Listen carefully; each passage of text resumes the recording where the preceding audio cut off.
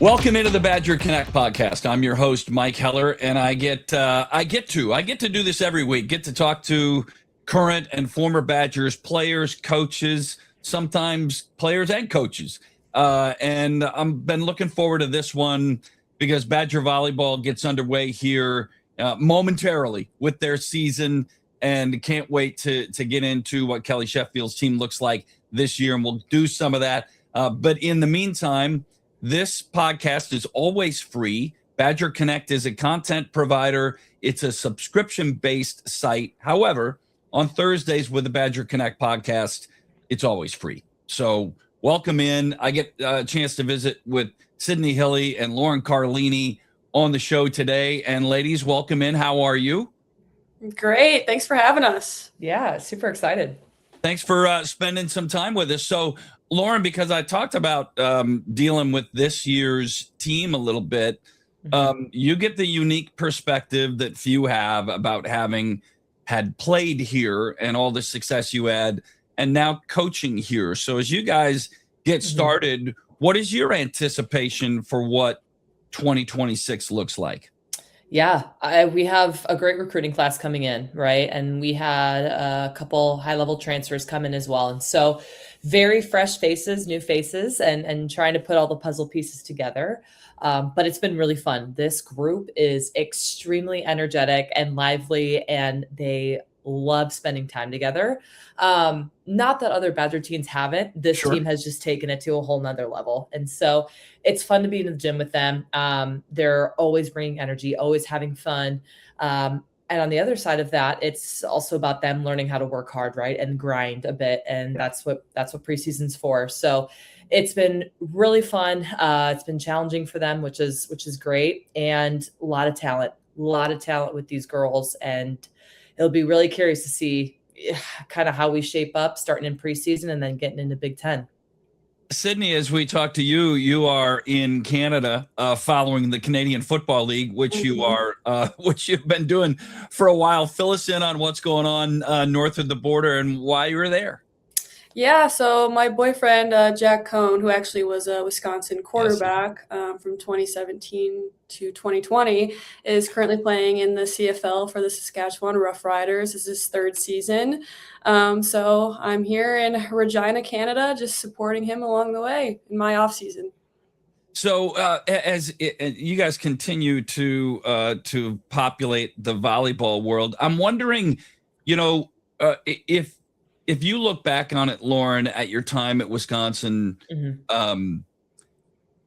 you played. I mean, it seems like yesterday. Maybe it doesn't seem like yesterday to you, but it's not very long ago. Yet the game and the landscape of college athletics has changed dramatically from when you were suiting up and playing at Wisconsin. What do you point to as the biggest differences? And maybe the game hasn't changed, but certainly the landscape has. I think it's certainly more physical than what it used to be. I can admit to that. A lot of old bucks like to think that, we played harder and grinded more, and the physicality, right? And I think the youth development that we're seeing now is unprecedented. And so there's that. There's also obviously money involved now. There is a lot of transferring. We talk a lot about how, when I was in school, you weren't allowed to transfer. And if you did within the Big Ten, you lost a year of eligibility. Simple as that. So it just wasn't a thing. And so every coaching staff across the country now is trying to really figure out, what's the right amount of transfers? How do we retain people? How do we build the culture when there's so much moving in and out every single year? And so it's going to continue to be a challenge. I mean, as we see with the NCAA rulings and all of the things going on now, like literally day to day rules are changing. And so if you want to still be on top and still be great, you have to be able to be flexible and maneuver through this really beautifully. Lauren, let me start with you on this, because if you played in this, have you thought about it? Like if you were playing now, like what your career would have looked like differently, whether you would have engaged in the conversation of portal, and then I'll have Sydney, you can answer the same question, but Lauren, let's start with you.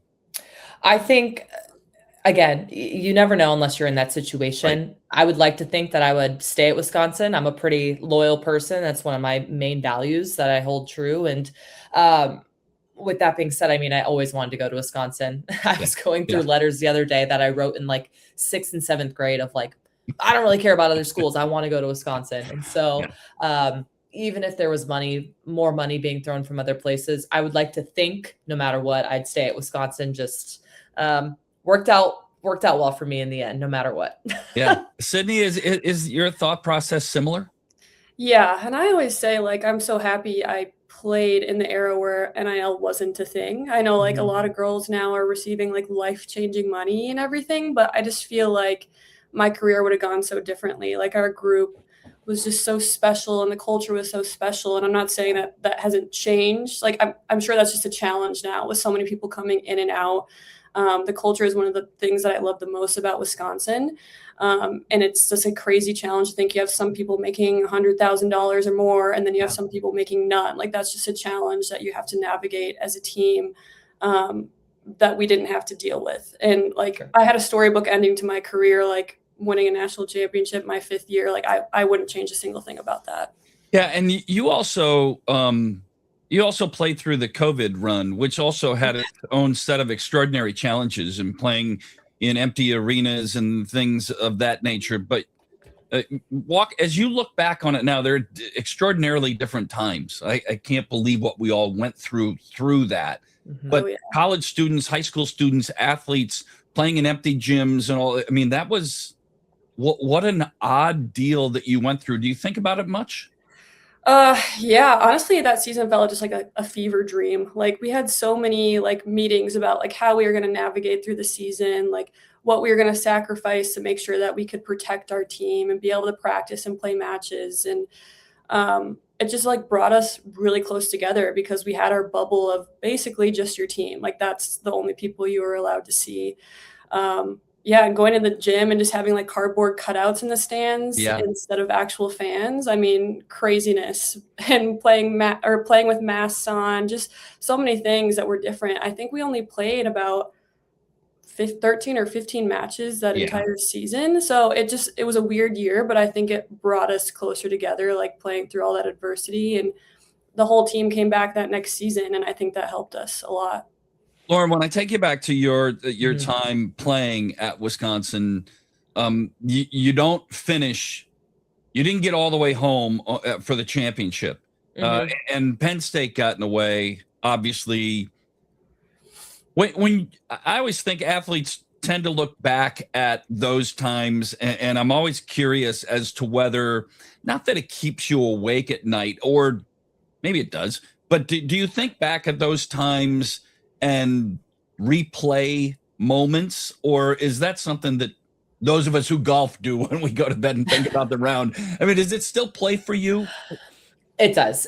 There's certain matches throughout your career, and certainly at Wisconsin, especially the ones at the end of the season, that either make it or break it, that you replay, no matter how much volleyball you play after that, professionally or onwards. And so for me, it's winning that Texas match in 2013 and moving on to the national final. It's winning in 5 sets versus Ohio State, that next one. The good stuff I try to remember more than the bad, of course, but Penn State got us quite a bit. And then I just remember Stanford as well, last match in the field house, and talking about traditions and culture with Wisconsin. When that match ended, it was devastating. I thought that team could have won it all. And Inky Ajanaku from Stanford decided she had other plans. And it was one of those things where it was incredibly sad because you watched your dreams just fall apart right in front of your eyes. Yeah. But then the ability and awareness of Kelly to bring our seniors back out on the court and be able to get that final farewell from the fans and our parents and teammates. That's a tradition now that Wisconsin does every single year. Yeah. And for our seniors, just the final farewell. And that moment will always stick with me. And as bittersweet as that is, it's something I cherish. It's something that I think about quite a lot. So to your point, yes, while they don't keep me awake at night anymore. They stay with me. Lauren, I talked to one of your current players, Kristen Simon, on a podcast like this a couple of weeks ago. I'll ask the question of Sydney. I'll come back to you, Lauren, on this. But fans who look at the game who didn't play collegiately or even at the high school level, like my wife and I, we marvel at how positive the game is, the matches, how upbeat the players are, even after something doesn't go right. We don't see that necessarily in other sports. What is it about the volleyball culture that kind of lives there? Like, can you help to explain that?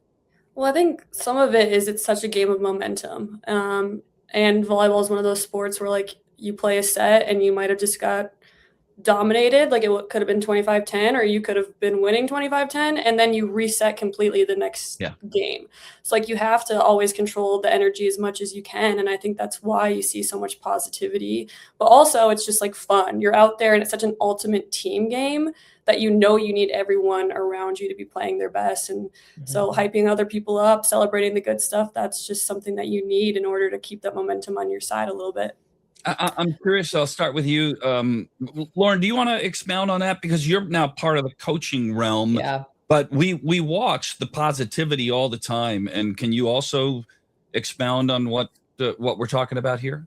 Yeah, I think with the positivity, there's so much connectivity that happens with that. Whereas when there's anger or like outbursts, it becomes disconnect, right? And so with the sport like volleyball, ultimate team sport, you want to be connecting as much as possible and bringing that positivity to your team, which I don't know. A lot of people love yelling through the net now. It's like the thing apparently to like just go back and forth, and that's fine. That's never been my thing. But for me, it takes away from giving to your team, right? You're spending energy elsewhere versus in that huddle, in that tight circle.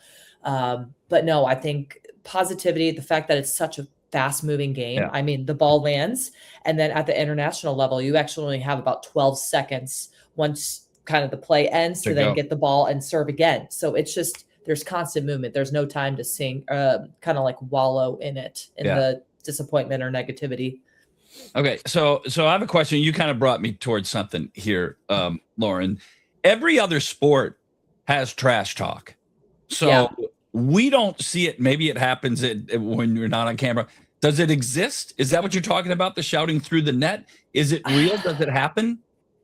I think there's the big parts that you see it in volleyball is when there's a block that happens and it's like, we're going to stare down at the net a little bit, maybe a little bit of chirping. It's definitely more prevalent now. Sid, I don't know, you can speak to this too, if it was super prevalent when you were playing, but we had like this one thing with Michigan at one point, and that for our program, that was about the extent of like what we were doing through the net. The rest of it was like, let's just turn back on our side. Also, because that was not a thing. The refs were like, no, don't even look at them. So that's kind of how I play. But I know a lot of people nowadays, refs are getting a little more chill and lax with it and kind of let it go. It's good. It's good drama. It's good for TV. Yeah, I mean, I think that's the same for me. I think the most trash talking that our team ever did was at practice, like to each other, just for fun. But like once you got into matches, it really wasn't a big thing. But yeah, I think it definitely makes the game exciting to watch that drama unfold. What about the international game? Is that different? I mean, you both have played a lot of international volleyball. Is it different there? To be honest, international volleyball, you switch teams almost every year. So everyone has played with everyone. Most people are friends and most people get along. So unless you're like Brazil playing Turkey, there's not that much trash talk. On the men's side, there's way more. And I'm sure, Sid, you could attest to this too with your boyfriend. It's like on the men's side of things, they usually get a little nastier. And Is Jack Cohn a good trash talker? I don't think he trash talks. Okay, all right. That didn't ever seem that way. No. So give me a sense. I'll start with you, Sid, to talk about Lauren. What did you admire about her game? She came before you, so you got a chance to see. What did you admire about her? Give me a scouting report and talk about the things that you admired in her game. Yeah. Plenty of those coming up this season. I mean, I admired so much. I think overall the biggest thing was that she was one of the people who built the program into what it was when I got there. I mean, they kind of built it from the ground up, and her freshman year going to the national championship and just like keeping that level so high throughout her entire career was something that I took a lot of pride in when I got there. Is I wanted to just keep the level up and don't let the standards drop. So that was one of the biggest things. But obviously as a player, she's extremely talented in everything, and like going to play in the Olympics, like that was something that I always dreamed of doing as well. But I think besides technical stuff, like just the leadership aspect that she had was something that me and Kelly talked about all the time, was like, how can I be a better leader? And this is something that Lauren dealt with, like, and maybe you can have a conversation with her about how she approached things like this, stuff like that. It's just like in all aspects of the game, I looked up to her and still do. Let me follow back on that a little bit before I get to Lauren on the same type of question. How important is the connectivity to who's come before? And I know that Kelly thrives on that, and it's important, but I want to hear it from players. So Sid, start with that, how important the connectivity is to the past and the players that have come before you. Oh, it's so important. I mean, you think about it every time you walk in the gym, like how much work has been done to build the program into what it is. And I mean, I think every team that comes in, they feel the weight on their shoulders of making sure that this program stays or is better than what it was the year before and whatever. So I think you're just building on that. And I think in the championship manual that we have so many stories of past players and like the values that they had that we want to emulate as the current players. And we just did an exercise where we talked about all the traditions that we have in the program, and making sure that the girls now like understand the importance of it and why they're there, and just like to try to keep that culture like we talked about earlier, in an era where players are coming in and out, you're getting transfers, you're getting NIL, all that stuff is so different, but you want to maintain that same culture that's been there. You brought up, and I don't know what this is, so I'm pretty sure many of our viewers don't either, a championship manual. I don't know what that is. Well, all our secrets. Yeah. Yeah. Go ahead, Sid. Yeah, I mean, that's something that we have in preseason. We go through this championship manual. It is like our standards, it's like our systems, it's stories, it's exercises, it's kind of everything that is like our culture. Like it's our, I don't know, our Bible for Wisconsin volleyball almost. Yeah. Lauren, I'm going to take it backwards because you're in the scouting game now. You'll have a lot of them coming up. Give me what you admired about Sid's game and what that scouting report on how she played was from your perspective. Yeah, well, in case everyone doesn't already know, Sid has got a massive brain. Okay, she is a genius. And so someone who probably learns at a little bit quicker pace than what I did, certainly. And one thing I've always admired about Sid, and honestly, just this whole group that you came in with, the leadership that Sid has and continues to have, her character, her work ethic. There's so many things that people follow her for a reason. And it's because of who she is. She lives by that every single day. She takes care of her stuff both on and off the court and cares for the people around her. And it's an all-encompassing sense of leadership. And people naturally want to follow someone like Sid because of how she goes about it. She's smart. She is calm and collected, but also has this sense of like fire in the belly of getting things done. And so, of course, she's an amazing technical setter and has worked very hard throughout her career to get to where she is. But it's more the person and her work ethic and how she goes about things and why she's become so great and is a national champion. Hey, Badger fans, Jesse Temple here. If you're the kind of Badger fan who always wants a little more than the final score, that's really what I'm doing at Badger Connect. Each week, I'm sharing stories, interviews, behind-the-scenes insight, and Badger Bites videos to help bring fans a little closer to Wisconsin athletics. It's built for fans who just want more context, more access, more of what's happening around the teams. You can jump in as a starter member for just $10 a month at badgerconnect.com.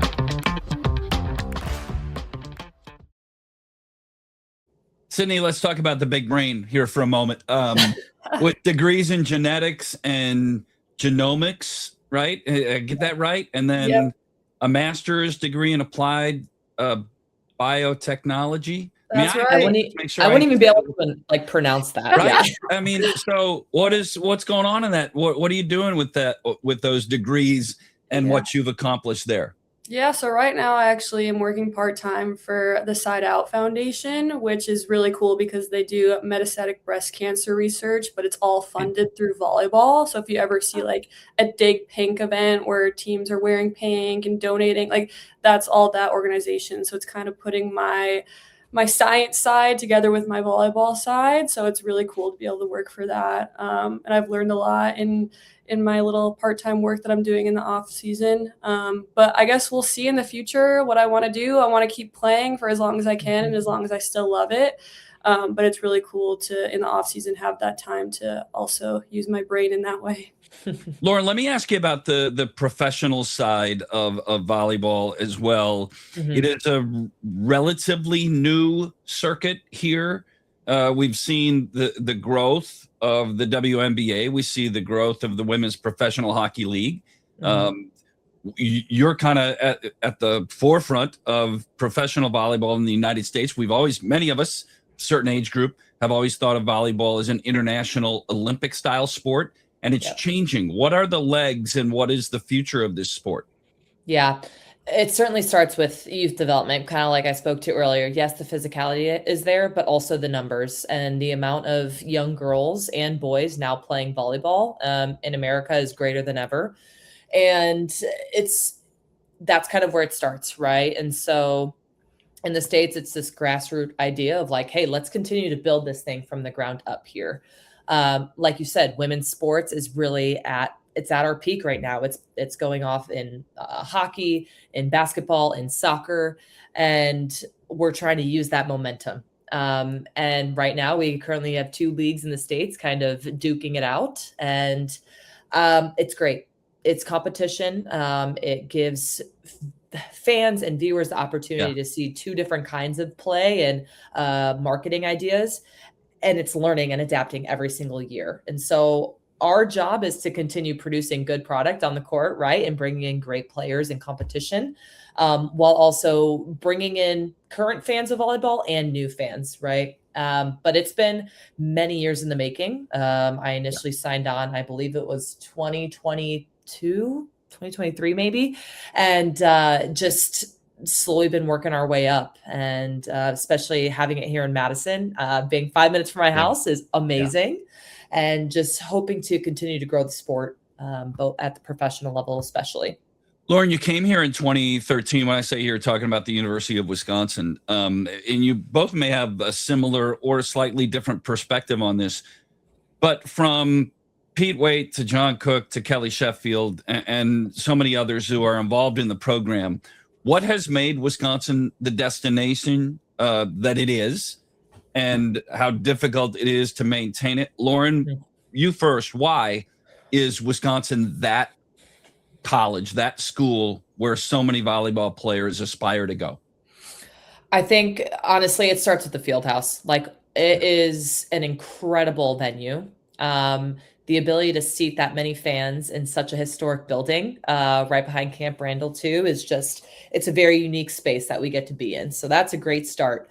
Madison's a sports town. Wisconsin is a sports state. And so being able to be one of the really like prime sports, and of course the prime women's sport here, is really important. And so we've had long lasting fans. I was talking the other day about how we do season ticket deliveries to a select few fans, and how awesome it is to hear their stories for ones who have been coming to games for 30 plus years. Sure. And it's that long lasting dedication that has really, we've been able to kind of use their shoulders to kind of propel us to where we are now and selling out almost every match. Sid, same question. Like maybe you have a slightly different perspective, but maybe it's almost the same, of why going to Wisconsin as a volleyball player, why it has become such a destination. Yeah, well, everything that Lauren said, 100%. And then also just the culture, like we've talked about, just the people that you get to be around every day. Like, you know that you guys are all in the same mission, and every single day you're going to be working together to achieve that. The coaching staff, I think, is a huge reason why I wanted to go there. And seeing the teams before me, like watching Lauren play and watching those teams play, like inspired me to want to go play for a program like that. So Yeah. I think a lot of it's just the people. They do such a good job recruiting like truly good humans, people with good character, but also insane volleyball players. So I think that's Can I add to that as well? Yes. On the recruiting end, it's you can tell teams' cultures and how they go about things by the people they recruit, right? By the people they have on their team.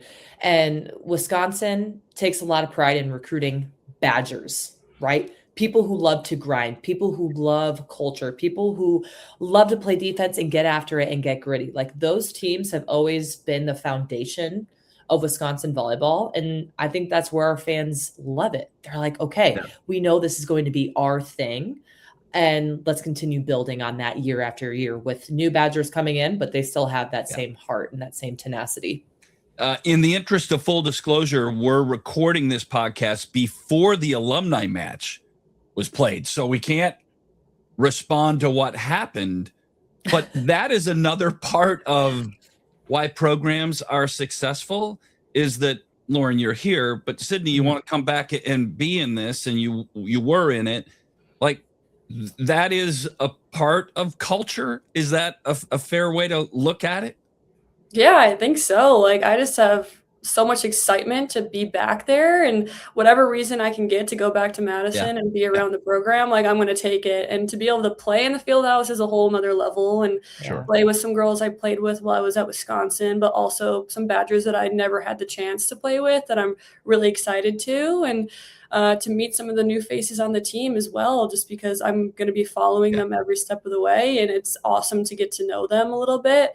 Once you have been out of it long enough where you haven't played with anyone on the team, is like, wow, I feel old, but I still feel like connected to the people that are there, even if I had never met them before. And they all know you. I mean, right? I mean, they all know you because they paid attention.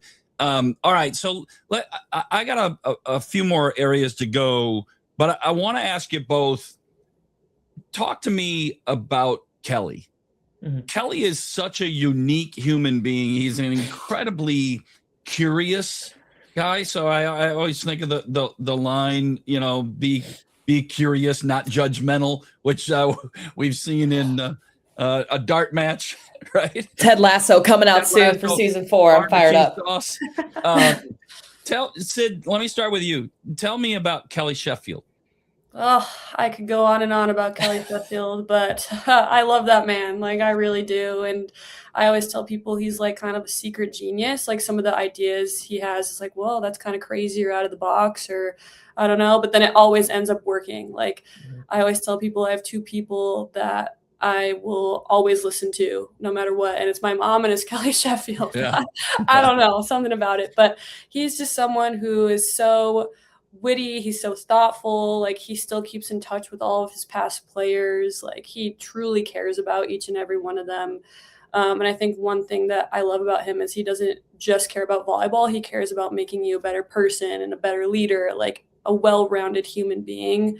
That's something he preaches and that he follows up on.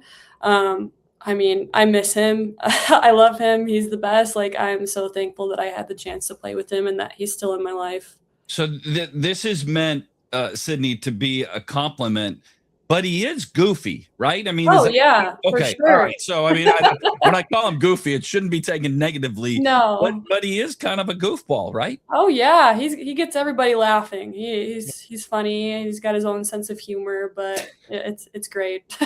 So Lauren, you played for him, you're coaching with him. How different is it to be on that side of it, and how much of an adjustment was that for you?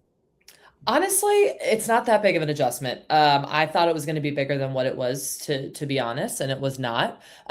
He's still the same person. He still puts his funny one-liners in there, or like the under the breath things as he's passing by, which he does as a player as well, just to like lighten the mood. He has such a gift for understanding the mood or what the team needs in that moment. Psychology, right? Yeah, it truly is. And just the assessment that he has us do, that we talk in depth about during preseason and throughout our career as well. Every detail matters to him, and no stone goes unturned. And to your point, you're talking about him being curious. I receive several calls a day asking about, so what this, if we did this in rotation 3, only in this rotation though, for this specific thing. And it's like his brain, he can't turn it off. That's just how he is. It's always on, always curious, always asking questions and for feedback. And I think it's why he's as good as he is at his job. He knows how to get to every single person and how to reach them on a deeper level that allows them to be open to him and be coachable. I've said this a lot over the years that I've been around Madison for a long time, since 1988, around the university. And there are certain coaches. Mark Johnson is one of them. Kelly Sheffield is another. Barry and Bo to a certain extent. But all of them, I think, fall under this category. Any of those 4, and I'm leaving some out, but we'll start with those 4. Mm-hmm. Great coaches could coach anything. And Kelly didn't play competitive volleyball growing up. He certainly understands the sport about as well as anybody, but he learned it. And if you took volleyball away from Kelly and said, okay, now you got to go coach tennis, he'd coach a national championship tennis caliber program, wouldn't he? I mean, isn't that what you kind of find about great coaches, is that whatever it is that they would be coaching, they'd be great at? Yes. You think about teaching another sport, teaching volleyball. He teaches life also, right? He teaches them how to be great students. He teaches them how to be great communicators. It's these skills that he teaches along the way that is going to carry them beyond their, 5, 10, 15 years of playing volleyball. There's a job at the other end of this at some point. You have to do something else. Can you still be great in that? And I think yes, because Kelly has given you the tools in order to be successful in every phase of your life.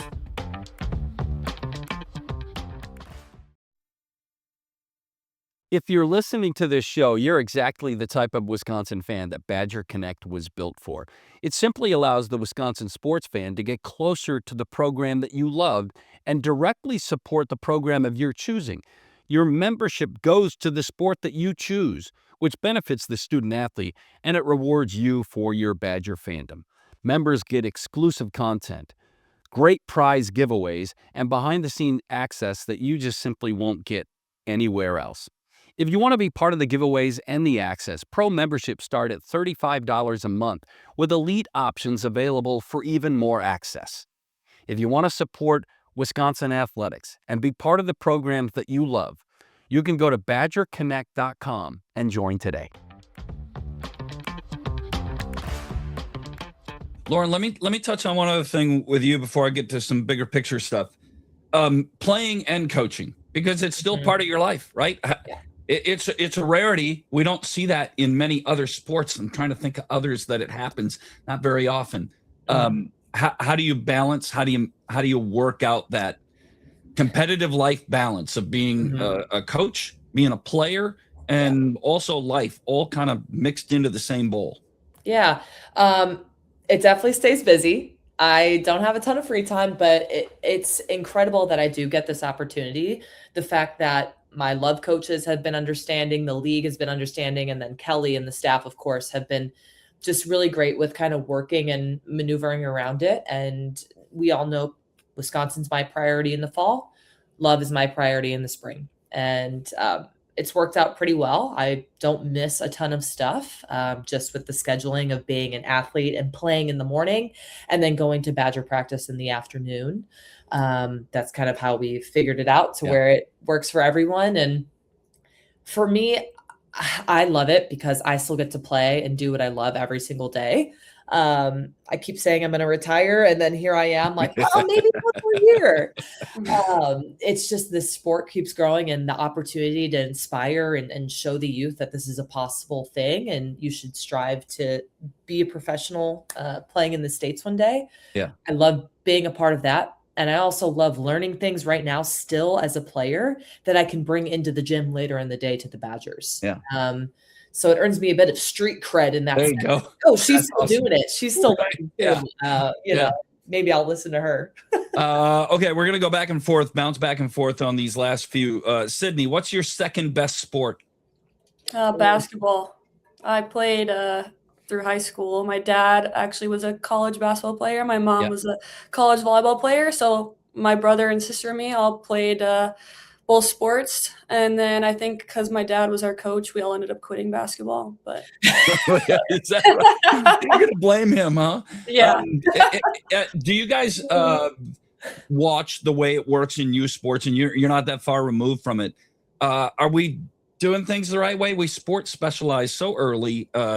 Different families, different sports do it at different ages.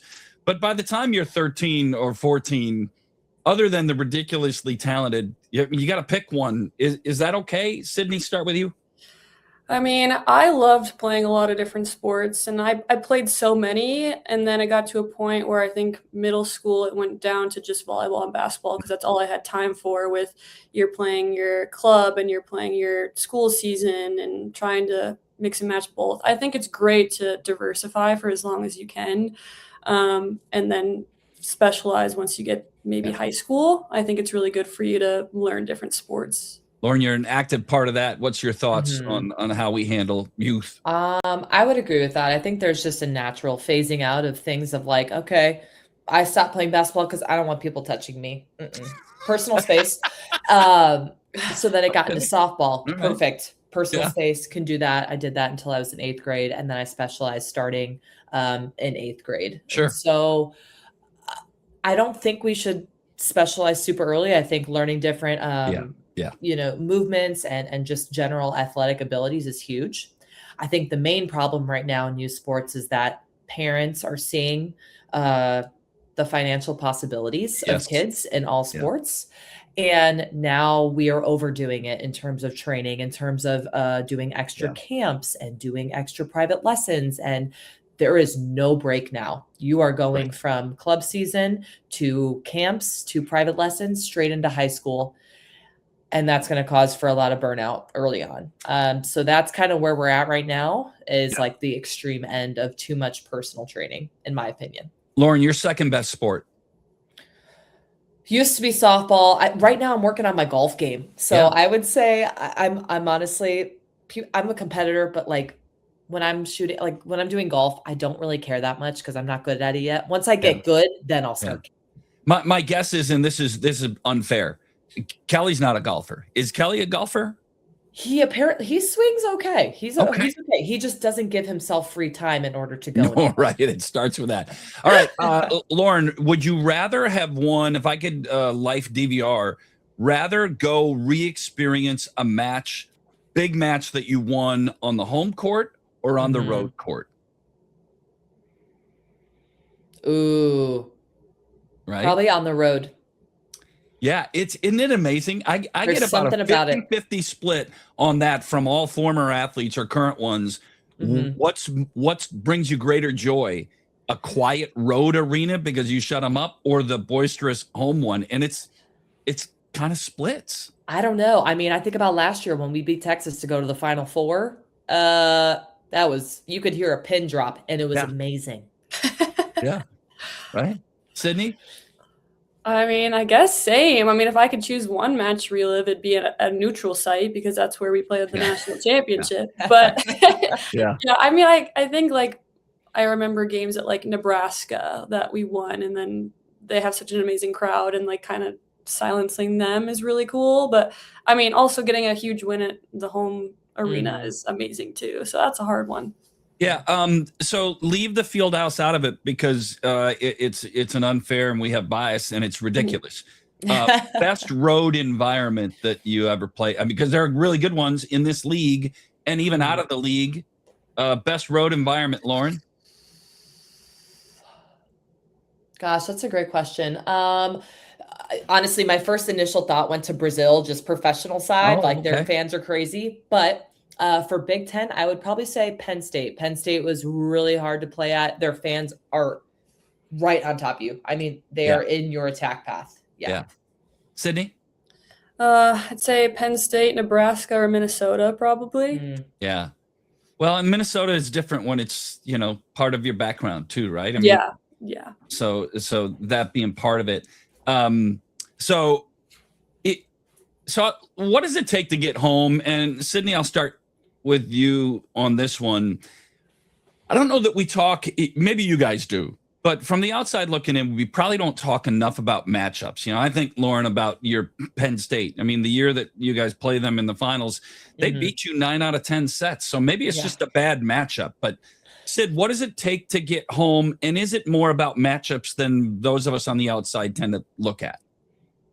I think obviously some of it's matchups, but I think it's ultimately like what you control on your own side is like the biggest factor in who wins a volleyball match. And I think so much of it is first contact, like who's serving better and who's passing better. I think that decides a lot. Like, I don't know statistically, like how that works out, the team that serves better or passes better, like how often they win.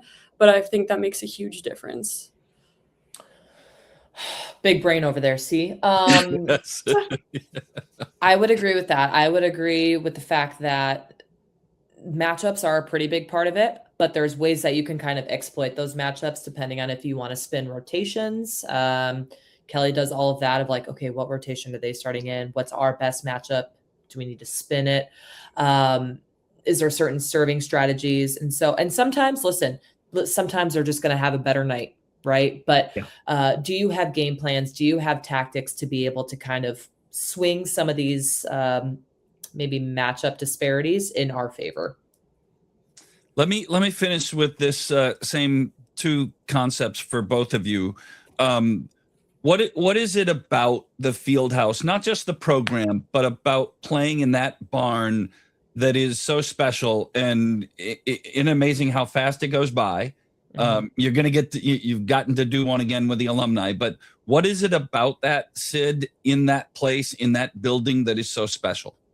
Well, there's so much. I mean, I still walk in there and if I'm not playing, I still get goosebumps just because it's like such a special place. You spend so much time there. We're lucky in that we get to practice there and play matches there. So like there's just so many memories. You go in there and you think about, oh, remember this practice where this happened or this match. And I don't know, even when you're in there all alone, just like getting setting reps by yourself and it's silent in there, there's just something special about it. But I think like just how awesome it is that we get to fill that place and play in front of amazing fans every night. Like we're so spoiled and lucky that we get to do that. And I don't know, it's my favorite place in the world.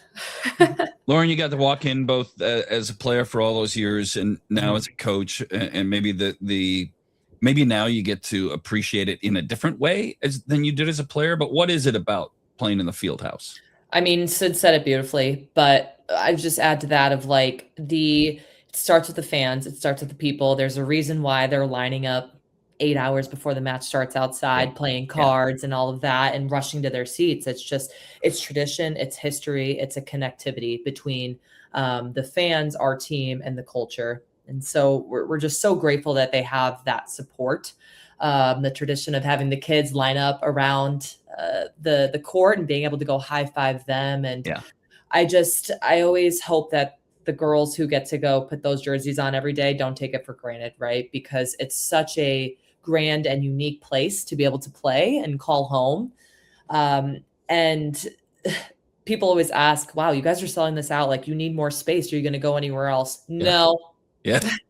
No, because it takes away our edge. It takes away our home. And that's our place. I talked to Kristen, as I mentioned, Kristen Simon, one of your current players, a few weeks ago. And one of the things she said is that at least once last year, maybe it was on more than one occasion, either you or Kelly or somebody on the staff has taken a player or two outside to see all those people standing in line and sitting in line when it's 8 degrees outside waiting to get in. I mean, that's pretty cool. Yeah, pretty cool. I'm always wondering, where are you going to the bathroom? Anyways, that's just my thoughts. Like, that's a long time. Let me finish with this with both of you, and I really appreciate you carving out time to do this. Sydney, what's going on and what's next? Like if you can kind of look down that road a little bit and pull back the curtain for us, what's going on for you and what will be next, do you think? Yeah, well, right now, off season in Canada, working, training, and then coming up in November, I'll be playing for League One Minnesota, which I'm really excited about because it's 20 minutes from my family and getting all those guys to come out and see me play. Like, so many of my family hasn't been able to see me play professionally yet, so Yeah. really excited about that. And it will be weird because we'll be playing at the University of Minnesota, so it's like, ooh, Yeah. enemy territory. Yeah, right. But now it's the home gym, so I'm really excited about that. What's the color scheme? You're not wearing that maroon and No, I think it's like a pinky purple color. Okay, So good. Cute. yeah. And Lauren, we talked about it a little bit, but for you, if you kind of have a chance to look down that road, what does that road look like? Yeah. Coaching with the Badgers in the fall. We start, like Sid said, I'm with Love Madison, and we start training in November. So practicing and being a player in the morning, coaching in the afternoons and evenings. And then spring, I will mainly be with Love, but still in and out with Badger practices, and planning a wedding. So all the things. Hey, Yay. well, Yeah. hey, listen, unbelievable, successful careers for both of you as players and then as professionals, and all you've done in the international game. But we tend to look at it in our circle, what you've done for the University of Wisconsin and the fan base here and the joy you've provided. Thank you for carving out time to be with us and sharing part of the story. And for those who have seen the alumni match, because we did this before you played, that was awesome. And thanks for doing this today. I look forward to the next time our paths get a chance to cross. Awesome. Thank you. Thank you so much. That'll do it for today's Badger Connect. We'll talk to you again next week. I'm your host, Mike Heller.